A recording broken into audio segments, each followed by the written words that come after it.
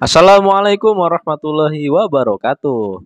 Sahabat jejak ilmu sekalian, dimanapun Anda berada, semoga kita semua selalu dalam keadaan sehat dan bahagia, serta selalu dalam lindungan dan kasih sayang dari Allah Subhanahu wa Ta'ala. Pada segmen kali ini, kita akan menceritakan sebuah kisah dari seorang filosof Muslim yang sangat terkenal, yaitu Ibnu Sina. Perjalanan cahaya ilmu Ibnu Sina.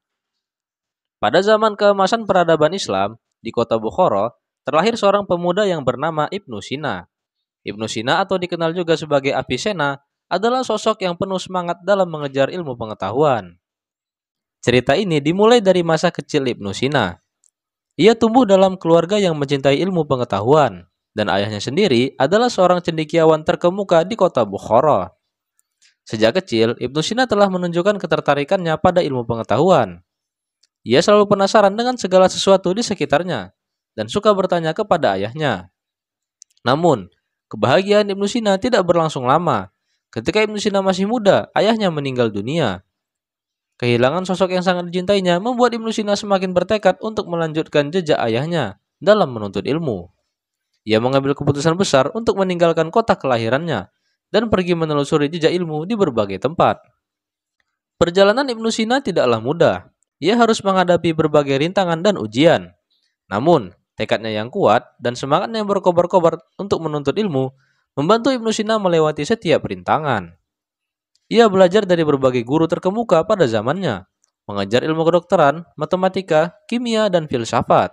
Ibnu Sina tidak hanya menuntut ilmu di kota-kota besar, tetapi juga tinggal bersama masyarakat pedesaan untuk memahami kehidupan mereka. Ia tidak hanya menjadi sarjana di istana-istana, tetapi juga menjadi dokter yang melayani masyarakat luas. Semua itu dilakukan dengan tujuan mengumpulkan pengetahuan sebanyak mungkin, untuk kemudian diaplikasikan demi kesejahteraan umat manusia. Perjalanan Ibnu Sina membawanya ke berbagai penjuru dunia Islam. Ia pernah belajar di Kairo, Cordoba, dan bahkan hingga ke Baghdad. Ia tidak hanya menyerap ilmu dari para ahli di bidangnya, tetapi juga berbagai pengetahuan kepada orang-orang di sepanjang perjalanan. Dengan penuh ketekunan dan kegigihan, Ibnu Sina berhasil menjadi salah satu cendekiawan terbesar dalam sejarah peradaban Islam.